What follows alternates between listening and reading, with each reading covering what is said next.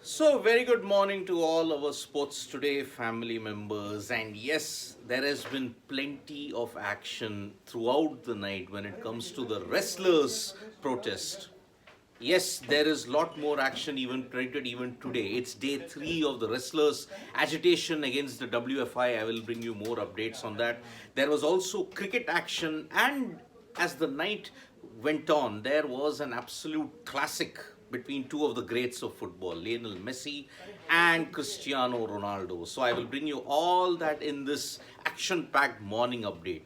So let me first begin with how our India women's cricket team are faring up. Remember that it's just a couple of weeks away for the Women's T20 World Cup, and prior to this, India are preparing in a big way with a tri-series that involves South Africa and the West Indies. In India's first game against South Africa, it was India who came up triumphs thanks to Deepti Sharma's magnificent all-round exploits. She hit a crucial 33 and she shared a partnership of 76 with Amanjot Kaur, who hit 41. And India managed to reach 149 for 6 after being 69 for 5. However, with the ball, Deepti Sharma took 2 wickets, and it was a triumph of all sorts for Indian cricket as they registered a very important win against South Africa. Remember, this tri-series is part of the build-up for the ICC Women's T20 World Cup that will be played in February. So, a great start for India, and remember, they were playing this game without the services of skipper Harmanpreet Kaur because she was injured. So Smriti Mandhana was heading the team, and remember, there is no Shafali Verma and Richa Ghosh because they are playing in the Under-19 World Cup that is currently also being held in South Africa.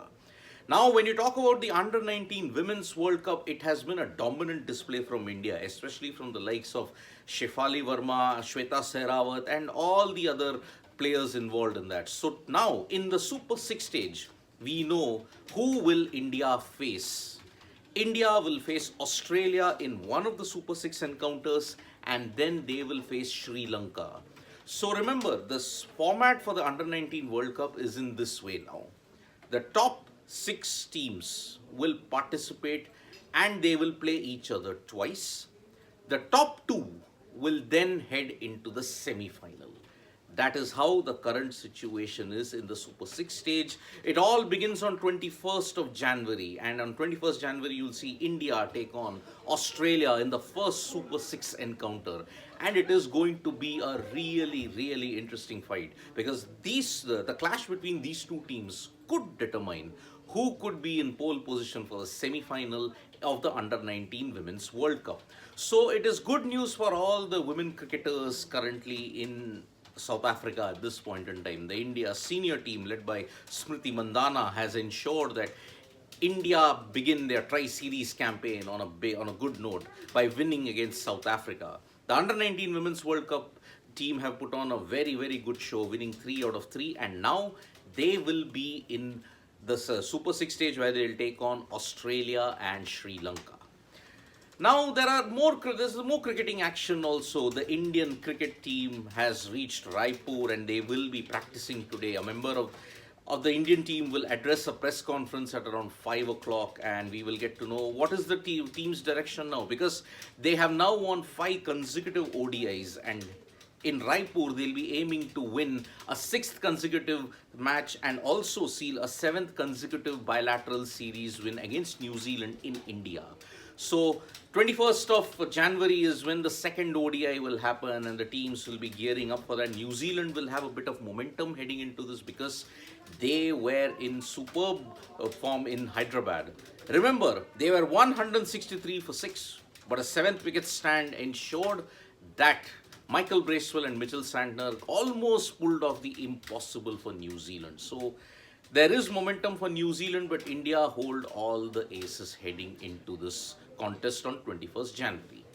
Now, towards the night, there was a very interesting and titanic clash between Lionel Messi and Cristiano Ronaldo. It was a sight for sore eyes. And remember, Cristiano Ronaldo was playing for the Saudi All-Stars team while Lionel Messi was with Paris Saint-Germain. And remember, you had even Neymar, you had even Kylian Mbappe, Ronaldo, Messi, all on the same pitch. And what a performance it was. Ronaldo scored 2 goals. Messi opened the scoring in the 3rd minute. So both of the legends scored. But in the end, it was Paris Saint-Germain who managed to win 5-4 in what was an epic encounter against the Saudi All-Star 11. Now remember, the picture that went viral on social media was Messi and Ronaldo having a good time, and they exchanged a lot of pleasantries. Remember, this was the first time after 2020 that Messi and Ronaldo collided on the football field. Last time it was in the 2020 Champions League encounter, Juventus versus Barcelona. A lot has changed since then. Ronaldo is no longer with Juventus. He's with Saudi Arabia at this point in time, playing for a club. And now Lionel Messi is a World Cup winner and playing for Paris Saint-Germain. So it was an absolute classic. Paris Saint-Germain winning 5-4. But more importantly, both Lionel Messi and Cristiano Ronaldo scored. You may argue that Ronaldo scored 2 goals. Messi scored just 1. But it was a galaxy of stars who had assembled in Saudi Arabia, and they put on a brilliant, brilliant show at the end of the day. So kudos to Messi, and thank you to Messi and Cristiano Ronaldo for putting in such a magnificent effort. Now from football, we change our focus to tennis. A 4 a.m. finish. Do you believe it that it happened in the Australian Open? Yes. It happened because Andy Murray faced off a brilliant, brilliant encounter from Thansi Kokkinakis of Australia. He was down 2-0, but Andy Murray showed that he still had the grit, and he managed to bounce back and win against Thansi Kokkinakis. Kokkinakis lost his nerve, and he was also very, very angry at the chair umpire, and it did not result in very good scenes. So Andy Murray, 5 hours and 45 minutes, the encounter between him and Thansi Kokkinakis, and he's now into the next round. It was an epic, epic fight. But Andy Murray saying a 4 a.m. finish is an absolute farce. And I do agree with that. 4 a.m. He started the match at 10 in the night, imagine, and it ended at 5 hours 45 minutes later. But Harsh Shukla Nadal is out of the Australian Open. He crashed out to Mackenzie McDonald 4-6, 4-6, 5-7 in the second round. So Djokovic looks to be in prime position to win the Australian Open for a record-breaking 10th time if it happens. So that is the Australian Open roundup. And remember, Sania Mirza got her doubles campaign off to a great start by winning in her first round encounter. Remember, this is the final Grand Slam that Sania Mirza is going to play. And so it is going to be very, very important that she signs off on the ultimate high in her tennis career. Now from tennis, let us shift to hockey. And yesterday we saw that India managed to beat Wales 4-2.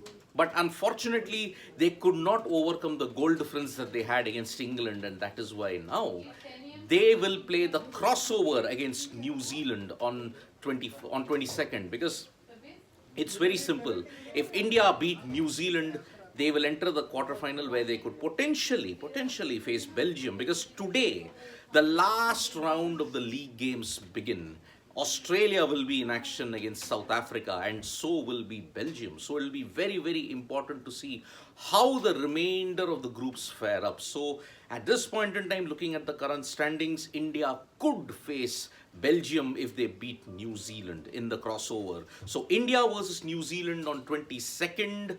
It will be a very, very, very important encounter. And remember, Belgium in the past has always hurt India when it comes to major tournaments. Remember the World Cup 2016, 2021, it was a dominant display by Belgium. And so the Red Lions will be the team to beat. Remember, they are the current Olympic and world champions. So India versus New Zealand in the crossover. India has to win that. If they lose to New Zealand, they are out of reckoning for the quarterfinals. If they win that, they could potentially face Belgium.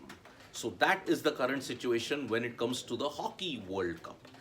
Now from hockey, let us shift to badminton. And it was a very sad day for the Indian shuttlers yesterday, because it all started with Satvik Sairaj Rankireddy and Chirag Shetty having to give up their match because Satvik Sairaj Rankireddy suffered a groin injury.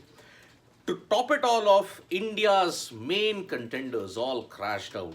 Lakshya Sen, the current defending champion of the India Open, won the first game against Rasmus Gemke, but after that he lost the next two and he crashed out. And he really expressed his anguish on social media, wherein he said it was not the right way to go about it, and the way how he lost the two games, it was unpardonable. On the other hand, Saina Nehwal is also out, and that is why now it is India. The India Open has no Indian shuttlers left in the draw, so that is a very, very sad day for Indian badminton if you have to look at it. But I will end the morning wrap with what has happened in the current agitation that the wrestlers have done against the WFI. And this is day 3 of the wrestlers' agitation. And yesterday night, there was a 4-hour meeting that the wrestlers had with Sports Minister Anurag Thakur. And it was very, very important that the meeting was going to resume today morning itself. So what is the main demand? It is clearly both parties have dug their heels in. The wrestlers are adamant that WFI President Brij Bhushan Sharan Singh should go, and that the entire body that is there, the wrestling body, the Wrestling Federation of India body, should be dissolved at this point in time. Now, Brij Bhushan Sharan Singh is going to address the media. He's going to give a press conference at 4 p.m. Now, what will he say in that? He's going to refute the allegations, because there is a clear standoff. There are 2 reports that are coming in. The center has reportedly asked, according to sources there, that Brij Bhushan Sharan Singh should quit within the next 24 hours. But the WFI president is adamant that he has not done anything wrong and he will not resign. So there is a clear standoff that is happening at this point in time. So it will be very, very interesting to see what WFI President Brij Bhushan Sharan Singh says at this point in time at 4 p.m. We will be keeping a close eye on that press conference as well. So the third day of this agitation is taking on new twists and turns. The WFI is also preparing a response, and also Brij Bhushan Sharan Singh is going to address a press conference at 4 p.m. where he has apparently, reportedly promised a big, big expose. So this is what we are going to hear at this point in time. It's a clear battle now. The wrestlers have not backed down from their demand, but the WFI is also adamant, and Brij Bhushan Sharan Singh is adamant that he will not resign. So the third day of this agitation is all going to be very, very intense. So stay tuned to Sports Today for all the latest news and analysis. We'll be back with all the updates that's happening in Jantar Mantar. Subscribe and don't forget to press the tap the bell icon, and don't forget to press the like and subscribe button, and don't forget to download the Sports mobile app, because that is where you're going to get all the information. You will get highlights of the SA20, the ILT20, the Big Bash League, you name it, they have it. They also will have highlights of the Australian Open, and also, more importantly, the Hockey World Cup. So that is the app that you have to download to get all the highlights and information. Thank you.